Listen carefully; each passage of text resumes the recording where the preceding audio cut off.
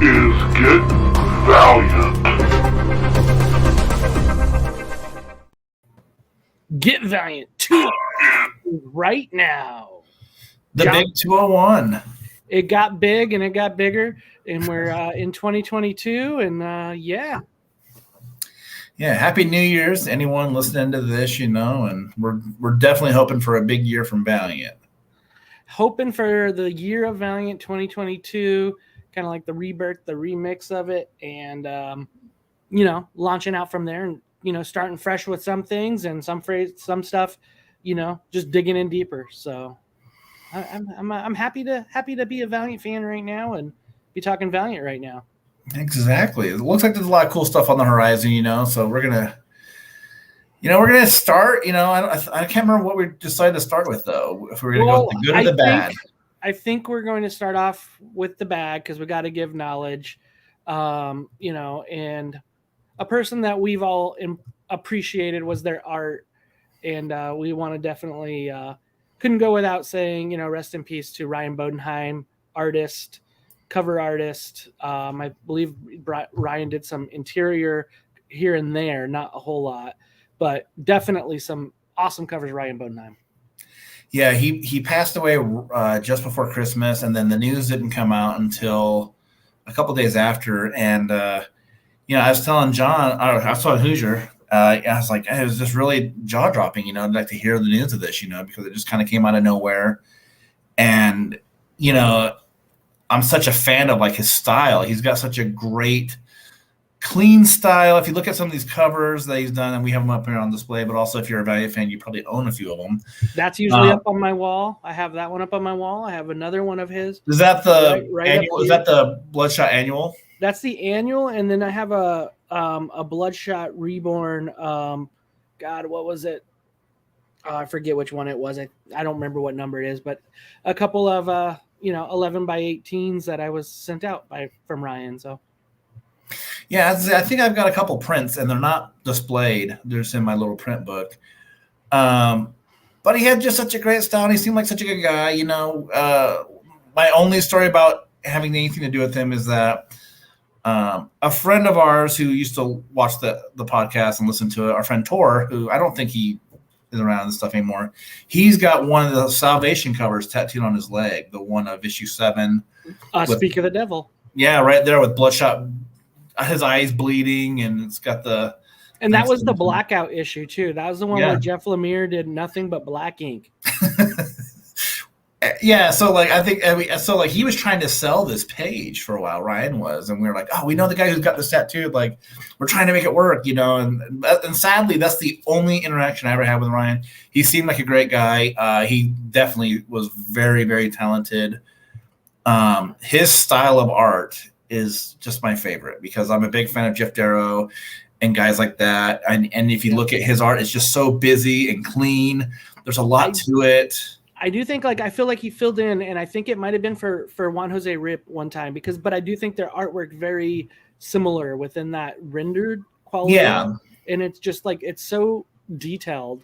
I dig his, Ryan's art, like you were saying, Darrow, which is also like a Nicholas Patara, it was gorgeous art. Yeah, I was looking at some of these pages some of these covers from 4001. And I was just like, man, how long did it just take him to do that? There's rivets that he has with his art. There's so many intricate lines and pieces to the machinery and hoses and all of this. And it's you just have to wonder what he thought of after hour 7 of just drawing rivets. Right. Or something like that, and just being oh man, how much do you hate life? But he was just a master artist, and it's a shame. If you want to get one last kind of taste of his work, Bad Idea did do one digital book. They released it, I want to say earlier this week. Yeah, it was for a story called Spark that he was doing the interior art on with Rob Venditti. with Venditti, another classic writer. So give that book a check out. His art was just amazing. And it's just a damn shame that, whatever happened to him happened, because I feel like, we're definitely robbed of something. He was just immensely talented. I don't know I know at one time that Ryan Bodenheim was publisher Frank Pierce's son-in-law. I don't know if something happened there, but I had heard that. I don't know. I never dove into that one too much. Yeah, I heard that. I just heard that he was related to someone with Valiant.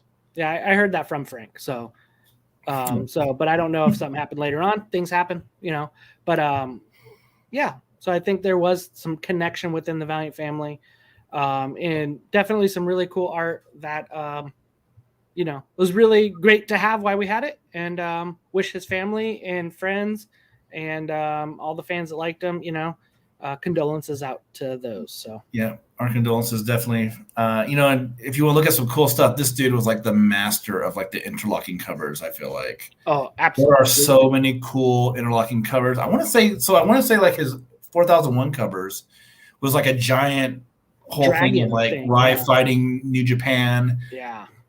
He did some for Matt Kent's X-O Manowar run. Yep. And I mean, those covers floor me. They're so rad of just like X-O fighting. Yep. And the middle cover shows him like blasting off in the air or something like that. It's so rad. He's got the Bloodshot Reborn one for when it was Bloodshot Island that introduced all the different versions of Bloodshot through the ages. All the Bloodshot Salvation pre-orders were the 1 through 12 were all Bodenheim. Yeah, I mean, it's just I probably own just about all of it. That's cool. Except for that, I was telling Hooser, I was like, the one I don't have is the one where it's Bloodshot as like a city. Like he looks like he's part city. Yeah. I need to track that one down.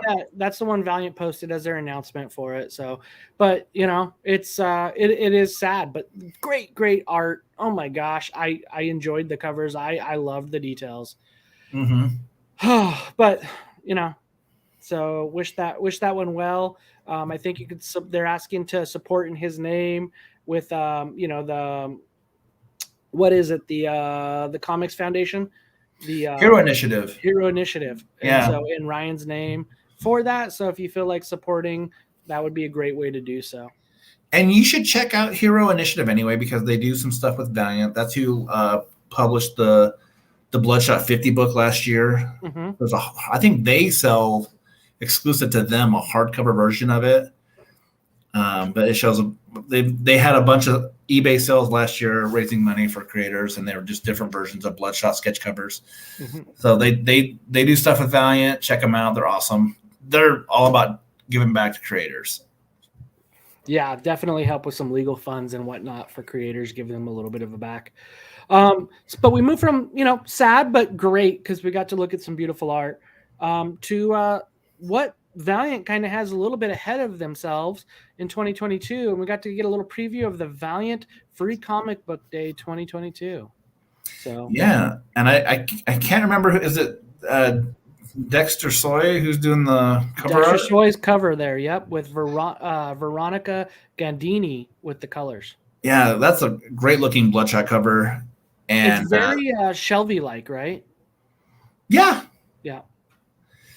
And I feel like it's like this is, there's not gonna be any cover controversy this year with it. That's a great cover. Last year there was gonna be the X-O cover, and a lot of us were just like, oh man, like that's an ugly X-O cover. Big head. His head was, he looked like he was the leader from the Hulk villain, the leader in the X-O armor. Not a great visual. Cranium. Yeah. Oh. Yep. So, but yeah, I dig it, right? And it definitely has some, some good, typical Bloodshot there. But I think the cool thing that we get in here is knowing that the stories that are going to be in this are going to be original stories. So they're not reprints. They're not, segments of something. It's actual like pieces. There's going to be Bloodshot story by Dinsey Camp, who they say Ringo Award nominated, and artist John Davis Hunt. So John Davis Hunt on some Bloodshot. Yes. Please. Yeah. Please. Yeah.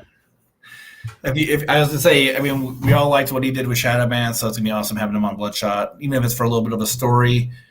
And I mean, I don't know anything about the writer on this, so it's like, I would take a whole Bloodshot series though, illustrated by John Davis Hunt. Right. I don't know who we're going to get when they do relaunch the book, but got my fingers crossed on it. Yeah, I hope it ties into whatever it goes, and I feel like that would be the greatest thing if you're going with Year of Valiant. And then second up is a writer that I'm semi excited for is Steve Fox. He did Spider-Ham and a couple other random things, and is doing Archer and Armstrong with Marcio Ferritio. So yeah. So I can say I'm not familiar with the writer, but I am a little bit familiar with the artist because I had followed. I looked him up on Twitter. I shared some of these images to our Twitter page at the Get Valiant, but his Archer and Armstrong renditions are pretty good. They're pretty strong. Yeah. So I mean, they're just kind of like a pinup style from what I saw, but you know, he's got them down. Yeah. So I'm pretty excited for how those books are going to look. But you're getting to it, an original Archer and Armstrong story. So we're finally getting Archer and Armstrong back in print on a Valiant book, even if it is just a couple pages in Free Comic Book Day. I hope that is to lead to more. You know, I hope that says about what is to come. Yeah. So I mean, I'm pretty happy about it. You know, I mean, like, I like the fact that we're getting some creators that like I'm not really familiar with. You know, and. Mm-hmm. But we're also getting, like, we know that Bloodshot is going to come back every year. X-O Manowar will come back pretty much every year, too. But it is the chance to get some of those characters that have been on the shelf for so long, some more eyes in front of them. You know, we haven't seen Archer and Armstrong for quite a while. I mean, they made an appearance during, like, Incursion. I think it was, like, the last time we saw them. So it's good to have them back. It's good to have a little bit of a story. I think they pop up in that teaser image for the 2022 event.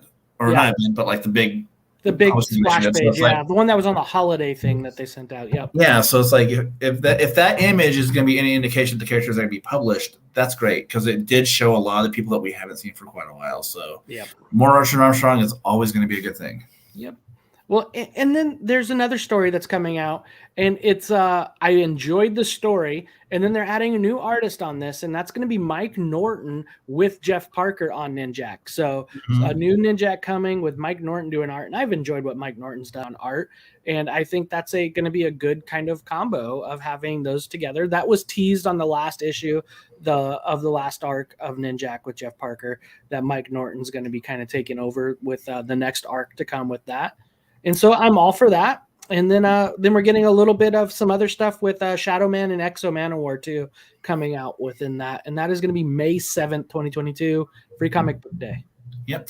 And I think if I'm not, I might be mistaken, but the last time we saw Mike Norton work for Valiant, it was him finishing up the Adventures of Archer and Armstrong with Rafer. So that was good stuff, like his art. So I'm excited to see what he does with Ninjak. Yeah, I feel like you can do anything to change the artistic direction of Ninjak, and I think you'll lose a lot of criticism of it. Yeah, and that's nothing. Harvio Polito, I just don't think it was a fit. Right? Yeah. I think we've talked about that. You can watch other episodes of what we said about that. But I'm excited for Mike Norton, excited for Jeff Parker on that, and that looks like a fun Free Comic Book Day. And I think those are the kind of things that if you get the Valiant fans excited for Free Comic Book Day, that will hopefully carry over to new fans to get excited. Because if the existing fan isn't excited for the Valiant Free Comic Book Day, you know, it's kind of weird. But hopefully it's something that can share off and have some little bit of love within that. So yep, should be fun when that happens. I believe I think it was on X-O that they advertised something new that no it wasn't. It was on a release that they talked about Discord and something that was released on the Valiant Discord channel, and that is looks like the Side Lords are back, and we're getting just kidding. We're not getting the Side Lords back, but it does have that spacey future art that we got with Renato Guedes, but it's not. It is armor clads, not the Armorines, kids. Yeah, so this one is interesting because I've always said that the Valiant universe needed more Armorines. Me and Eric both were like, give us more Armorines, man. We need those characters fleshed out a little bit more. They were a bigger deal in the older universe, back from the 90s. And they had a video game at one point. It's not great, but they had a game, and they had comics, and I don't know how much this is even going to tie into it. The names are so similar. There's got to be something to it, but this looks like it's something in a whole different direction, because the Armorines, the last time we saw them was at the end of Venditti's X-O run, and they're kind of unremarkable. They're kind of a bunch of plain Janes, I thought, and so far with this cover image, and I think there's an interior black and white design shot that we saw from inside the issue. They look cool. I don't know much about the story, but they look cool, and it's Manuel Garcia on art from way back in like 2012's Bloodshot. Like, we haven't seen that dude for a while, so like very cool. It'll look very good. I love his art, and Brian Buccellato, and I'm not sure who the other person is that's writing it. O'Connor. I don't know. That's who created it, I guess. That's who kind of came up with the concept. So, but it's Valiant exploring a different part of the universe. Yep. And JJ O'Connor. JJ O'Connor. Yeah, I'm not familiar with him at all, but I'm all for this. We'll see how it reads and how good it is when it's in front of me. But and I know that we're all like, come on, we want to see these other characters. It's kind of hard to like want all these other characters that we love and enjoy from Valiant, and then it's like, here's something else that you guys don't know, and it's totally throwing like a curve at you. But, yeah, especially after what happened with Psi-Lords, right? Yeah, and it's like, but at the same time, like, I think the problem with Psi-Lords really came down to like the plotting. It's just such a slow book. Hopefully this one's a little bit more energetic and a little bit more faster paced, because I just feel like if you give us that slow burn, like 6 to 8 issues to figure out who the hell these people are, no one's going to care, man. Yeah.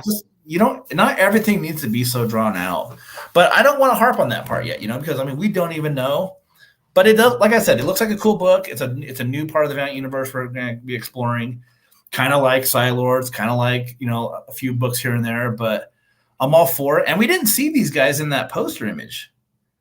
No. So my question on that is then, how many more things like that are we going to see this year that we don't have any idea about? Like little hidden things. Maybe are we going to get the 3 books, and this is going to be part of it?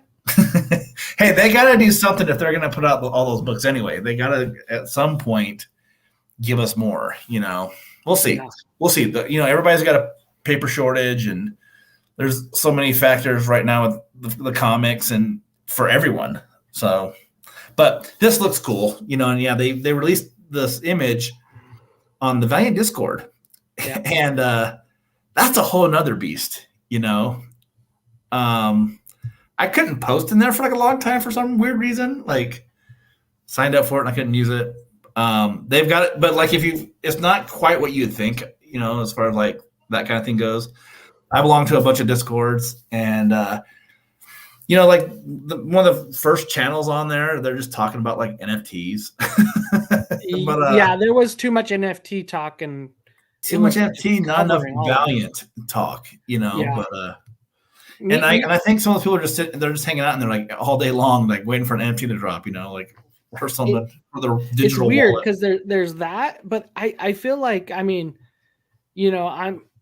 almost at Valiant's what used to be Valiant's target audience, a 40-year-old white guy. But but that's kind of what Valiant's bread and butter is. And I guess I'm old because when part of it comes with that Discord, it's just like it's over my head type of thing. And but I do like the heart of it, right? The heart of it is connecting with fans, right? Yeah. That's what I like. It's not for me. It's not necessarily something I'm going to participate in, but it's the heart of it of trying to connect with fans, which I appreciate. Well, and one thing I want to say about me making fun of it for being all about NFTs and stuff, there's a lot of fans in that Discord I don't know. And that's kind of a cool thing. And it's actually kind of an exciting thing, because I do feel like sometimes when it comes to chatting with like the fans, I know all the people that join our chat, and I know a lot of people that respond to us or that I interact with on Twitter even. And there's a lot of people I've never encountered, and that's exciting, because it does tell me at least that there are some new fans, and there are other pages or there are other little like mini channels within their Discord. So there is like a Valiant Comics chat. There's stuff that links to Twitter, stuff that links to other places. So I feel like us at Valiant, we've always had a line to talk to Valiant when we've needed to, because we do something, we do a service. But I feel like if you're a regular fan, that kind of dried up a little bit. So I think it's good to have that now, where it's like, hey, you know what? Here's a way to talk to Valiant. There's people there, and like Hooser was saying, we've been missing that for a couple of years. It's like, where's this been? But I mean, we've been lucky. We've always had a way to chat. But yeah, I appreciate that. I'm glad that kind of came out. And from doing Hoodoo TV on YouTube, that I've talked to a lot of like people that do that, and they also do TikTok, and they do Instagram, and they do Facebook, and a lot of them talk about how like people don't kind of cross pollinate, right? Like, you'll have somebody who just watches you on Facebook, somebody who just watches you on YouTube, and I bet you that's kind of the case. Somebody who's just going to do Twitter but doesn't want the toxicity of Twitter universe, maybe they can just go there and just do Valiant on Discord, and that's it.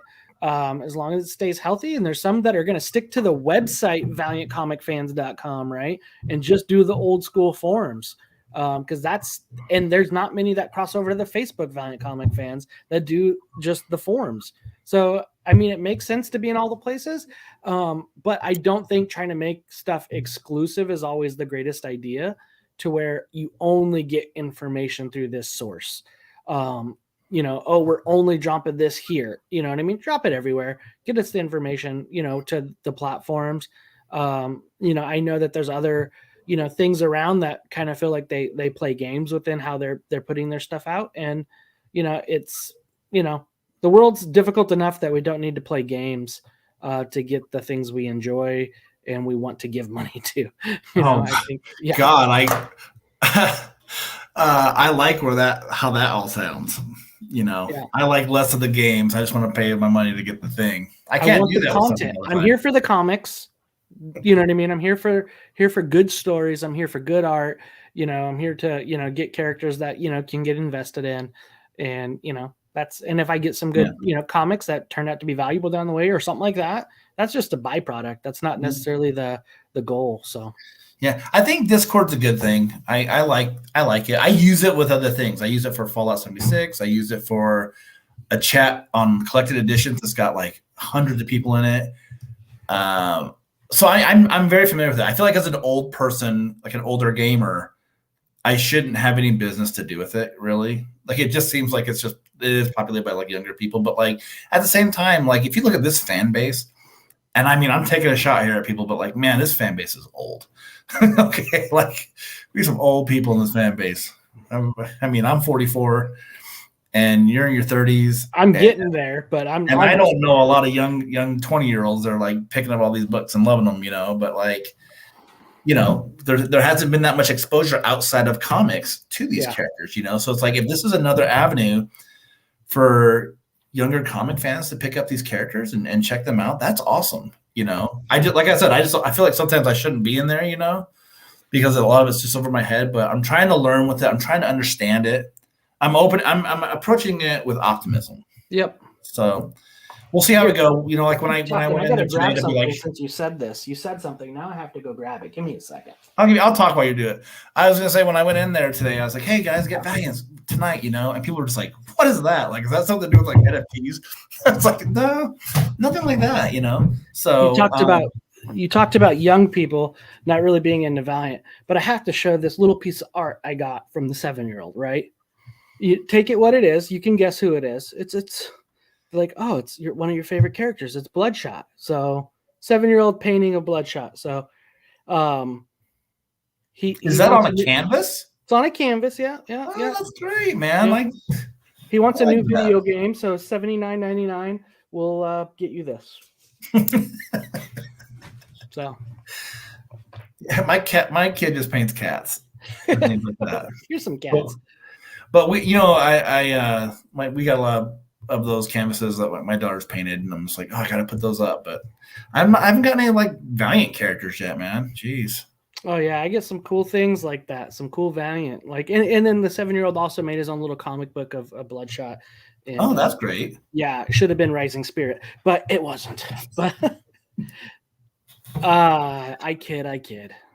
But yeah, dude. So that there's some cool stuff in the horizon, man. Some really cool books. A good free comic book day. New creators, new art, new character or old characters coming back, new characters coming, and being this armor clads that's not armorines is fine with me. They look like they're more mech, And then when you read a little bit of this solicit, it talks about being in the future of the Valiant universe, right? So is this 4002? Are we looking Rye days? And this is going to kind of connect back to Fallen World, and that would be cool. I would love that interconnecting piece. If that was something that was to be the case, I would be tickled. So I would be tickled. So, and there was one thing I actually discovered recently that I'm not going to mention until more towards the very end, because it is kind of super spoilery. I'm kind of sad I saw it, but I saw it, so I'm going to share it, but I'm not going to get too detailed in it, but I'm going to share it later. So if you wait till the end, you might be able to get that. So, I'm very interested to see what this is. Cool. I mean, it's just a nugget of information. So, all right. Well, I think, what do we do? What do we do now? Well, there were some books that came. What? Oh, Eric's not here, so we got to kind of do it, right? So, oh man, bring back Eric. I'm launching that campaign right now. That's it. If that's going to happen. But as you were saying, sir. Spoiler alert. We did have some books. That is right. There were some books that we discussed or we're discussing. So we're going to give you this little buzz.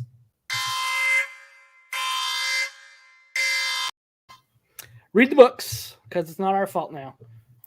Yep, you've had your chance to read them. So if you didn't read them by now, I don't know what to tell you.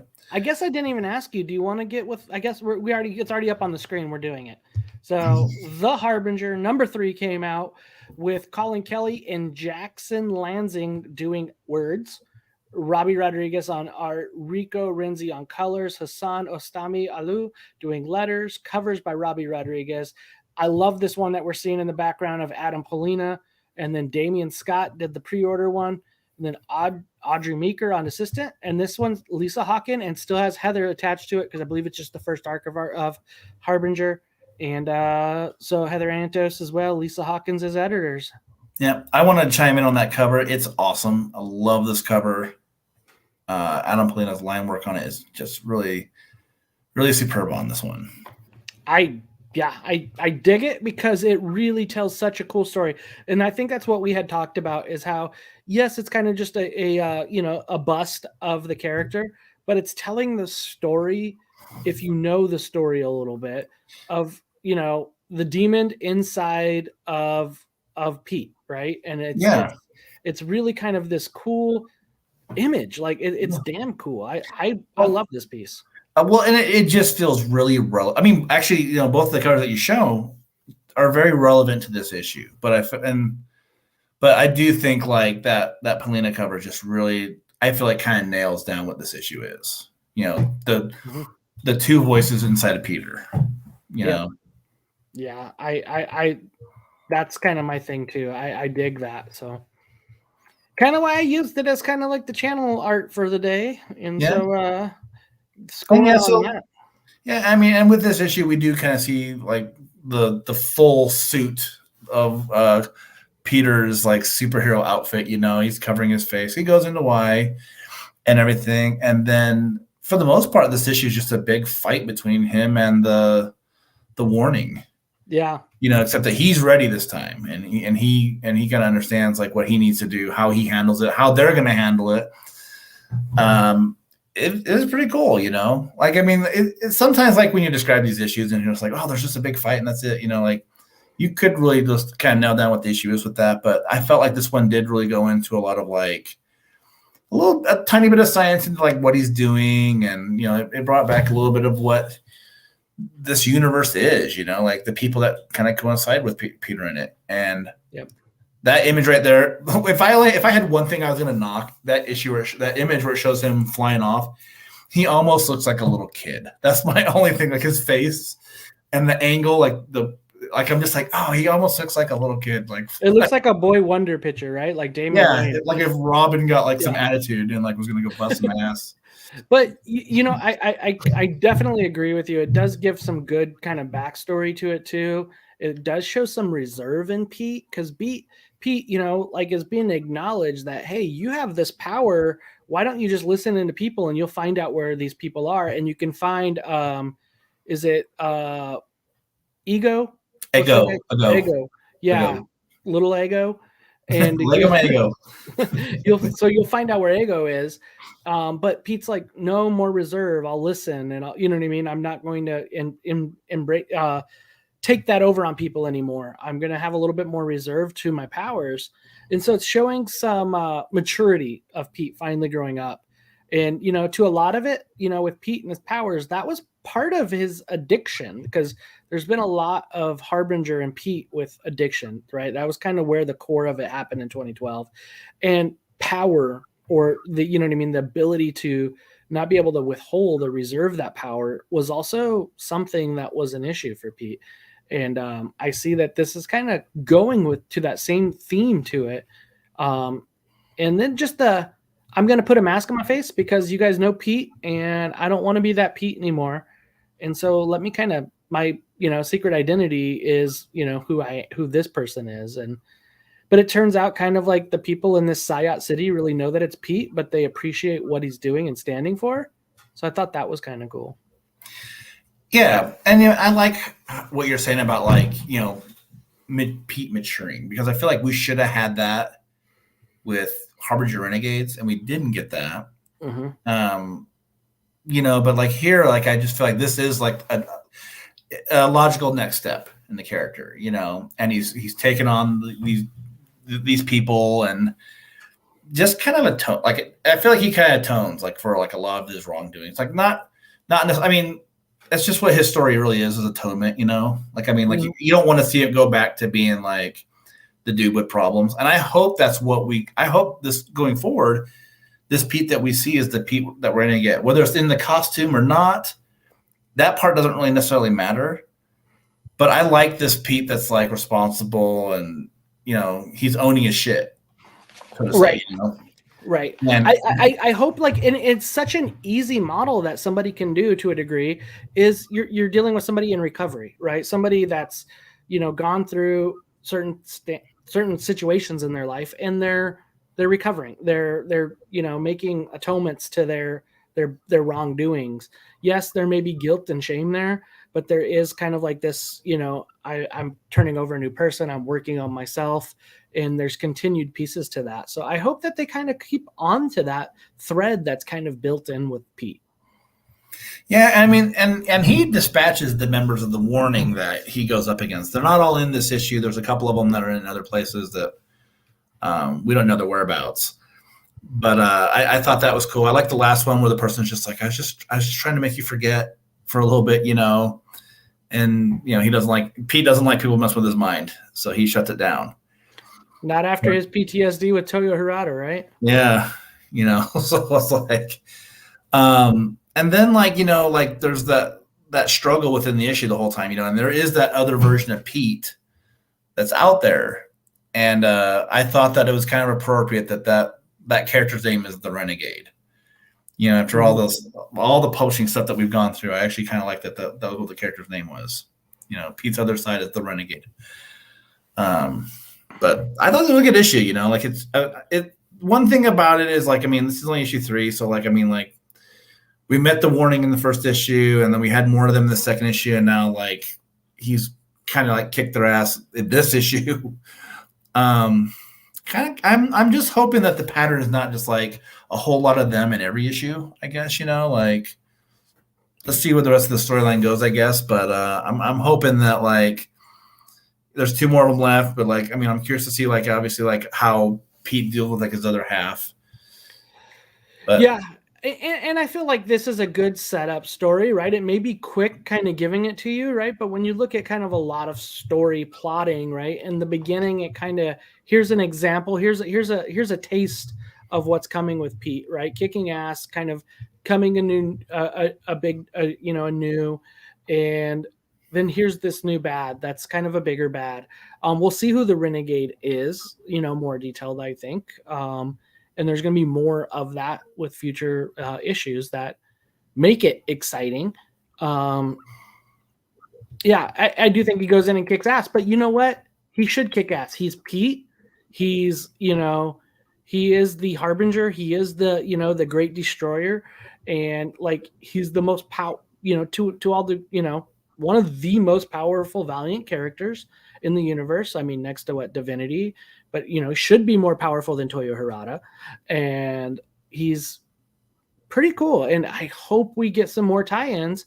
And again, something I'm excited for that I'll talk about at the end of the show, towards the end, of something that has come up that I feel is like I'm excited to see in the future.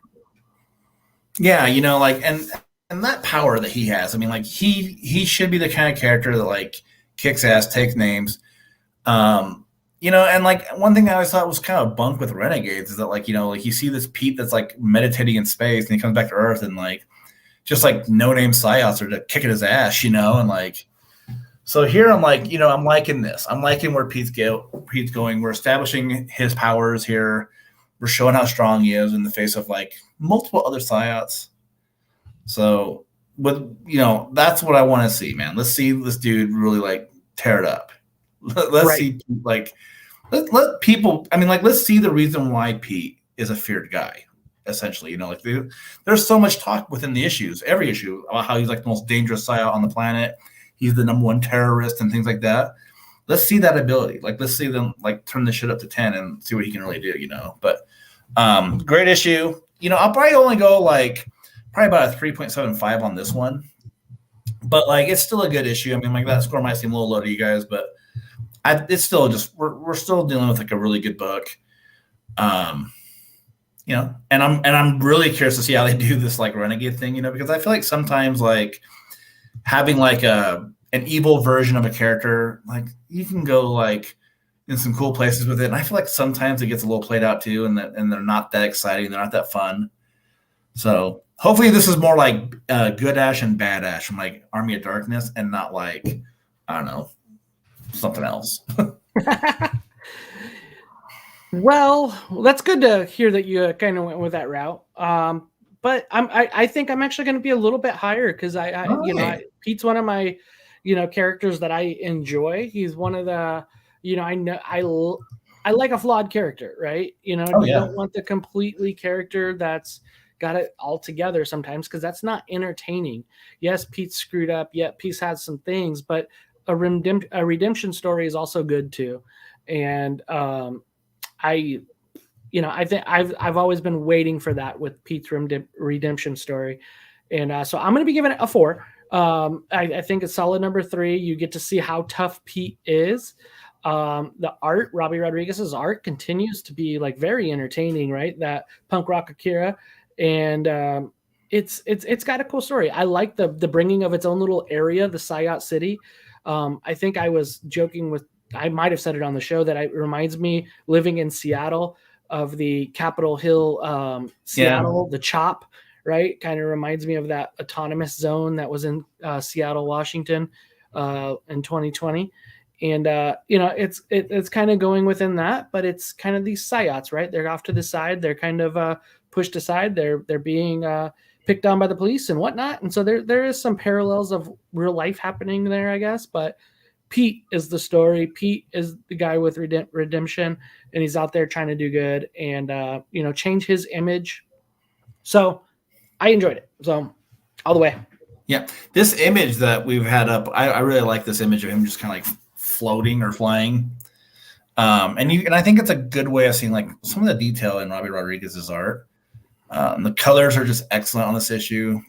This is it in a way. I do feel like this book is like your standard Valiant book. Like we used to always love the art and the colors, and I feel like this book, it does hit it like in a different way. Like it's a drastic change in style, but I love the style. I think this is a very, I don't know, I've said the word a lot, but it's stylish, and I kind of like that. It's not just like your standard superhero fare.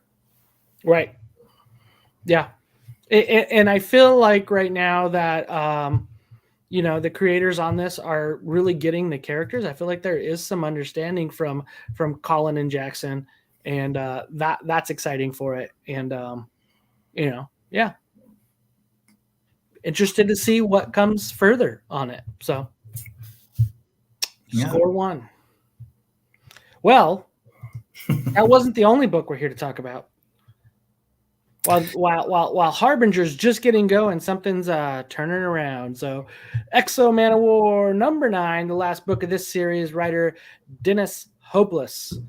Emilio Laiso on the pencils, inkers Raffaele Forte, colorist Ruth Redmond, letter Hassan Otsmane-Elhaou, and cover artists Raza, and variant covers Tyler Kirkman and Arfi Prianto. Sorry for Arf and Michael Cho.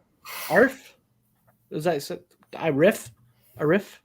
Sorry. I apologize for my pronunciations.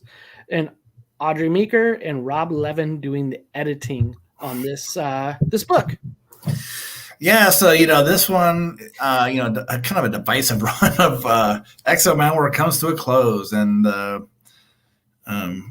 arrogant billionaire dickhead Troy Whitaker, he's unleashed his nanite storm all across New York, and if I'm understanding what he's trying to do, it's that he's trying to kind of usher in an evolution of sorts for mankind at the expense of X-O Manowar, who he's got some weird grudge against, and X-O Manowar feels like he's such a forgotten little guy. He feels like there's Shan Hara might not be there, but then he realizes that she's just as stubborn as he is, and then they go to fight, and he honestly X-O doesn't really do very well in the face of whatever Troy's weird nanite thing is, but Shan Hara is really the savior of the day of this book, because she kind of reasons within the living nanite storm entity of whatever it is, and it flies off into space, and then X-O punches the dude in the face, and then his old costume comes back, and hey, man, bring on that next series, Right? Absolutely. And I mean, I'm trying to be a little funny with it. I mean, I'll be honest with you. I was not as bothered by this issue as I've been with a lot of this run, because it did wrap things up, and but Troy is just such a lame villain. I mean, come on. Yeah. If you could have given me this dude in his suit, and for the rest of the issue, him and X-O tear the place down and just rip shit up, and you just see X-O dig deep with the armor and pull it out and just kick its ass and all this, I would have probably been all right, but at the end of the day, it was just a stiff punch from a dude in a cod piece and boots that really, really won things. I mean, a lot of it comes back down to this person having more knowledge with tech than Livewire, right? And, are they a psiot or something that we don't know about? Or they just what, RX says is some mad genius. So that is still kind of one of the things that was always concerning. Didn't match up the character, didn't match up the story, kind of sells another Valiant hero as being a lot weaker than what they really are. So that kind of stinks. Has Shan Hara being very weak, right? The most advanced tech in this world, right? And yet we have some guy who can't even make anything similar to it have to take it over in order to get something. Yeah. I just find some, and then plot holes with the kid, right? I feel like the kid is just used for plot, just to use plot for there. He was just a piece for certain things to kind of have Shan Hara, get together with the, yeah. And then what's the old lady trying to bash the nanite over the head with a crowbar? The old lady mechanic that's right there. It was rough. It was rough. But I do appreciate that it kind of went back to status quo at the end. I think that excited me a lot. Okay, cool. We got rid of that ugly red and the little crotch zone cup piece that's, jockstrap thing that's being worn. And we get kind of arc to a place where arc can kind of come back to where arc should be. So that was to a degree exciting. And art, we both love. I love Laiso, Emilio Lasso's art. I think it's amazing. I do think that was great. I do love the background of that Kirkman pre-order cover is good too. And then I do like how Art kind of stands up for himself at the very end here. But it was, yeah.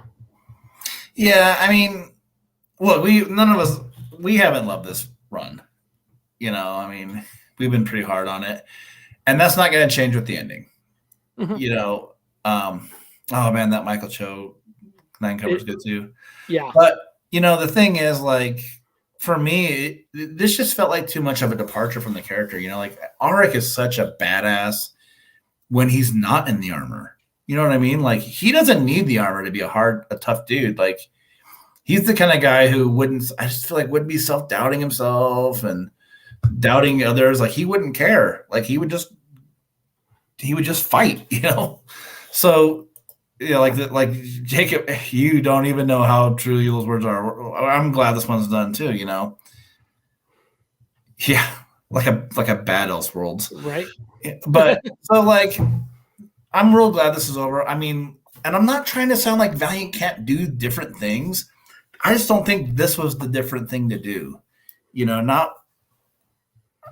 makes sense that Livewire would take on like a visual of, Shanhara would look like Livewire is what I'm trying to say. Like, my words got mixed up on that. Right. It makes sense, just because I feel like they did have a bond that we don't really get to understand too much about. Right. It's never been really tackled, but she did wear the armor at some point. She could communicate with it early on in her own way, probably. So it's like there's something about it there where like that part makes sense. But I just feel like having like a passive Auric of Dacia, it just doesn't work. And having all these and having him not be very smart, I don't know, man. Like, yeah, being so like easily fooled. Like, we haven't had enough. Like, we don't get enough of X-O Manowar as it is. But when you take out so many of the pieces that kind of really define who he is, like the bravery and the bravado, and like the fact that like he's not gonna like doubt himself in the face of adversity, it just doesn't work for me with this run. And this issue just all we did was get over it. So like, I can't wait for what we get next. Yeah, I don't know what the plan is, right? And I'm looking forward to whatever is in store. I do think it's one of those things. I think like what was said by Robert Myers, is whatever it does, it has to be right this time. Just the same way Robert said with Harbinger, right? He said we got to make sure it's right. And so I hope Valiant takes that same pride with this. It is the main Valiant character, right? He's just that, right? He's this tentpole. He's the one that most people that don't know Valiant, they know, they've heard of X-O Manowar, and I think that's yeah. I mean, I feel like at the end of the day, when I could sit here and be like, man, this character or that character is my favorite, but I can tell you, like, at the end of the day, X-O Manowar is the guy that leads this universe. So the book has to be strong, mm-hmm. And then at the very end of this book, there's just a teaser for whenever X-O Manowar does pick back up, but the war is coming, which is kind of a familiar slogan for the character. But I kind of feel like that's what we kind of need with the character is some war, some big strife, some conflict, something that kind of puts him back in like the natural driver's seat of the character. So I'll be looking forward to it when it happens. Hopefully sometime this year. Yeah. I agree.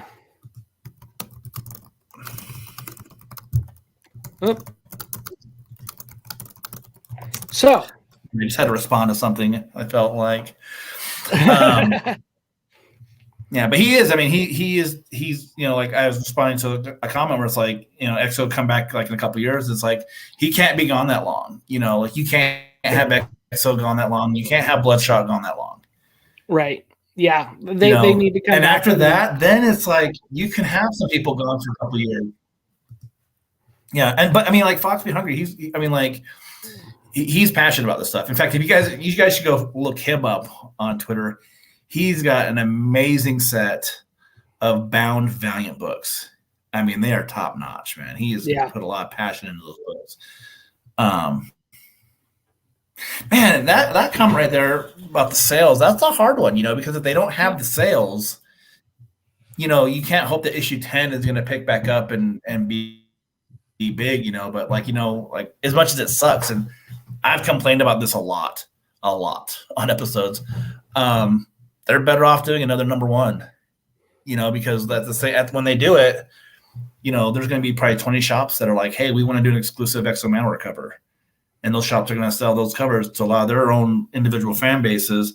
Plus, this fan base has such a fear of missing out on covers. I've got so many of every number one that comes out, every variant, Yeah. So it stinks. I wish they would do something though, where we get some kind of legacy numbering. So when the next X-O Manowar comes up, have it be on the top one, but on the bottom it's whatever we're on, 115 or something, show me that progression of it, It's just a little thing for the mind that makes some of us happy. Doesn't do anything, but it's nice to see. Yeah. And I think sometimes I think sometimes some people may want a character that's got some lineage, that's got some history to it, right? That there's not this, okay, just trying to pull up another number one. It's trying to, sell the history of a character, because when you talk about sales, is also trying to sell the previous books too, right? Try to sell your trades, try to sell your hardcovers, things like that. And I hope that's something that, may happen with future things to come within Valiant. And I hope that's something that we see, right? So, yeah, I'm hoping that this year we see Valiant back at conventions, because they always have the best deals, anyways. Look, we're a little bit of homers because we love Valiant. We do podcasts called to get Valiant, but at the same time, if you go to a convention that Valiant's at, they do a lot of their sales on trade paperbacks are just they blow through them, 3 for $25 or whatever, and all that, and It's been a couple years since I've ran into them at a convention, so I've got some books I need to pick up. Yep. One thing this isn't a big deal, but I think I've been seeing is the Life and Death of Teo Harada trade out of print now? I don't know, but it definitely needs to be a hardcover. Yeah, but I've been noticing some sellers on eBay putting it out of print, and I haven't seen it at in stock trades. I haven't seen it at Tales Wonder, and I was just wondering either did someone not pick up a box, or is this book actually out of print? And if it's out of print, it's a shame, because it's an excellent story. Really does kind of tidy up Toyo's involvement in the universe. Mm-hmm. But keep that in print. You got to keep that in print for sure. Yeah. I that one's for sure. That was such a great book, such a good piece. So, yeah. And then, yeah, there's talks in the chat about pauses on books, the one thing that I kind of said in the beginning, that there's kind of a little bit of a spoiler, and it's not so much of a spoiler if you pay attention to news or anything. But I will give a quick little buzz for it. Was when you look at the solicits, right? And this is kind of one of the things with Harbinger that I kind of like. And so you heard that. So if you don't want it, we appreciate you. Follow, do that things. But if you want that extra stuff, is kind of this piece here. Getting to see Faith on the future solicited covers of Harbinger number 6. So you're getting to see the connections of the stories come together. You're getting to see other Valiant characters tie in to the books. That is the crap I love. That's the crap that Valiant fans love. That's kind of why we like it, is because it's a universe that's small enough to where you can get all of it and still read it, but it's still small enough to where it's tight enough to where it's not, 20 different books, 30 different books like Marvel or DC that, they don't really connect at all, even though they're supposed to, and they're in the shared universe. But these ones, it is where it should be. And so that leaves me excited. I'm pumped up that it's Faith, not one of my favorite characters, but it's a Harbinger character. It is to continue with that, and maybe who knows what's going to happen, what's going to continue further from there. I would like to see more. I would like to see some more connections to things. Maybe see Livewire connect with Pete. Who is this Harbinger person? Who's this Harbinger person? It must be somebody from the Harbinger Foundation, and maybe Livewire could reach out and there can be that connection. I don't know, of trying to figure out who this new superhero is, because it's kind of play off of that, not knowing it's Pete. I think there's so many cool things that could happen off of this. Yeah, and for me, like, this makes sense. This is a move that totally makes sense with the book. Pete is ruffling so many feathers in the Psiot town, that it makes sense that someone who's associated with him would pop up, whether it's Faith or even Torque. And I'm not a fan of Torque, but if he popped up and the story was good, I'd be okay with it. But there's another person with some really good story left in the tank there. Yeah. Yeah. But there's a reason for her to be there is my whole point, and that's what, and I feel like that's the thing that we kind of miss out on sometimes. Like, I used to like reading Spider-Man when I was a kid, and it's like, oh, you know what? Every once in a while, Daredevil's going to show up. I mean, they fight in the same city, for Christ's sakes. They should at some point show up, but like, right. But here it's like, I just feel like we don't get to see that enough. And I know this is like the broken record thing that I say all the time, but it's just like, we have so many characters that we don't ever see. I want to see them, I want to get back to 6-7 books a month at some point, but man, until then, like, having like these little appearances like this, even if Faith is only in this issue, it's kind of huge, man. Like, I like Faith. Like, I want to see Faith pop up, and I want to see what she thinks of a focused Pete who's kind of taking control of his life. And what a better piece to bind Pete back into the fold with everyone than Faith, right? Faith is one that would be more forgiving, more empathetic, more, to try to mind a gap, right? I mean, that's Faith, right? That's the character of Faith in its core, is to try to have people care for each other. And I think that's kind of a piece that is really cool about having Faith in this. And when you're talking about a redemption story, Faith is a perfect, cohort to go with that. So yeah, she's just got so much heart as a character, like she's got so much optimism and spirit that as far as like Harbinger goes, I mean, it's always a dark book, so I feel like you do kind of need someone like her to kind of like brighten it up a little bit. And I mean, like, and this book is going in a positive direction, but it's like it's good to know that we're gonna get her, or even like I said, if we got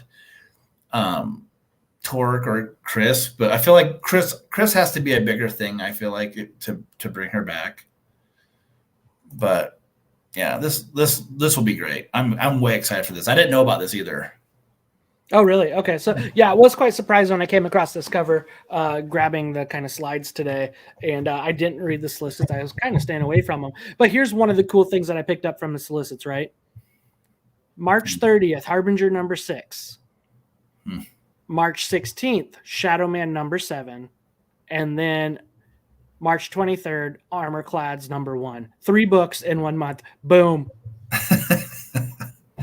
Boom. It's you know what? Baby steps. They listen to us. They listen. I mean, come on. Listen to Get Valiant. Hey, and I don't think they're not ending on 6, right? So like that next month, they're going to have another 3 books at least, right? Yeah, it doesn't. According to the solicit, it doesn't sound like it's over. You know what I mean? Hey, so when are we getting Shadow Man 5? Do you know? Shadow Man 5 is soon. Yeah, it is like really soon. I'm so excited for it. I just want to tell you right now, like I feel like it's just kind of eating at me a little bit. Where I'm just like, I can't wait. The covers look good. There's no John Davis Hunt on the interiors, but we get Pedro Andreo from Bloodshot Rising Spirit. His art looks awesome in it. Like he looks like he has improved a lot, and I liked his art back then, So like that book looks cool. And they had that January 19th. Yeah, and they had that image. I want to say it was in the back of X-O Manowar, the little piece about that had a picture of him with Punk Mambo. Oh, that's such a great image. I hope that's a cover in the worst way, man. Did you see, again, going back to the solicits, The Shining. It's Punk Mambo is like Jack Nicklaus in The Shining. Yeah, Here's Johnny. I saw. I didn't see it. I didn't see the solicits, but someone had shared the image, That's so and cool. I was just like, "Oh man, like so awesome!" Because I know like issue 5 has like a horror cover of based on the Thing, and then I don't know about issue 6, but then issue 7 with the Punk Mambo. That's awesome. Yeah. Fox Be Yes. Hungry asks, is the final witness dead? I kind of feel like it is. It was Heather Antis's baby. Heather's not there anymore. But with Ray Fox and Jeremy Hahn, I really wanted it to come out. So I like those creatives. So yeah, I just feel like you're not seeing that book ever because I mean Valiant's got to get back. They have to really kind of appease the fan base with the characters that we're missing. Because people like me bitch and moan every week about how like we haven't seen Eternal Warrior for a while. We haven't seen but we're getting Armstrong. Where's Divinity? Where's all these other people? You know, we just don't get to see. And I just feel like, man, like if they're gonna have people right now bringing in new material. They're gonna have people like this creative team that is bringing up Armorclad. You know, I mean, they're getting stuff solicited to them all the time. Yeah, I think it's going to be hard, and that book's just going to keep getting pushed and pushed back and pushed back. We probably never see anything other than that Ashcan. I don't have any like inside knowledge on that, but I just imagine like with the way that the publishing world goes, like that book's gone. Yeah. But you know what? The Ashcan's out there. It's cool. Yeah, and it looked like it would have been a really neat story. Something that could come back. Something could be something down the road. I don't know. Like I said, I like those creatives, so I'd be okay to see that. Maybe they bring it back as like a Kickstarter. Maybe they bring it back as a Kickstarter. You're right. There's an OGN. Valiant. Right. Wink, wink, hint, hint. Oh, there you go. There you go. That wouldn't be too bad. No. Or at least some online only or something. But I like where it's at, right? I like that X-O's over and kind of set to the status quo to be X-O again. I like what we gotten so far with Harbinger. I like that we're running all the way straight through 6, and even reading the solicit. The first part basically says the War of Chicago begins. So it's almost like it's a brand new arc right there at 5, which is so cool that we're not getting a gap. We're not getting a break. That to me is a score 1. For the home team there. So, yeah. Yep. Yeah, with the turnaround of Kickstarter can be tough. I definitely agree with that. I mean, but maybe Final Witnesses is further along. At least it has one full, and you might get something quick. I don't know with Jeremy Hahn and Ray Fox, but may already be there and ready. But who knows what's to happen? And yeah, so we'll see. We're getting some new characters with the Armorclads, but I'm interested to see where they fit in the universe. And in a distant solar system, advanced mechs known as the Armorclads are used to fight wars and build worlds. On Zero, genetically engineered workers live out their short lives mining a valuable mineral called the Pure in construction class. So is this Dune? Construction class mechs known as ironclads. Okay. I don't know, but like I'm kind of all about like big mech things and shit like that. So, I mean, like at first when I saw the image, I was like, oh man, do people in power armor like fall out? Like, all right, man. But it's not quite that. Yeah, I'm all about it. It'll be good. I hope. But the interiors look nice. So yeah. It looks good so far. So far, what we got is good. I don't know the creators all that well, and so that's something that can change. But I'm glad it's at a point where you're getting a book so far of Harbinger and a book that we've been pretty excited for, Shadow Man. At least you're getting those two solid ones. When you're producing it, right? It's kind of having like ones that aren't kind of being produced so well, and then that comes out. That's when it kind of can be troublesome. So as long as they continue on the trajectory that those two current books are coming out, I think it's okay to introduce something like Armorclads. Yeah. So go pre-order it. Get the stuff. Get all those books. They look legit. Yeah. All right. And we will continue to see what happens in the future with Valiant and the books. I think looking at it, next show probably is going to be on January 27th, I think. As long as everything comes together, we'll be doing Shadow Man number 5 and the Harbinger number 4. Yeah. So. All right. Well, I am excited to talk some Shadow Man. Dude, excited to talk Shadow Man, and I'm kind of pumped up for 4 too to see what continue happens with Harbinger. Maybe we see Faith a little bit sooner than when she graces the cover. So maybe. Kind of, I hope so for spoiler reasons. Kind of, I'd like to squeak a little bit. Yeah, and we'll go from there. All right. Well, hey, thank you guys for joining us. Thanks to Jay Kingman, Foxby Hungry, Jacob Ayers, Scott Bloom, Omar Rodriguez, everybody else skeptical, who was in there. We appreciate you guys chatting with us and hanging out, and tune in next time. We'll talk Shadow Man and Harbinger. Shadow Man Harbinger, we're rocking and rolling, and it's a new year in 2001. So happy everybody's on for the ride. Thank you for joining. Stay back.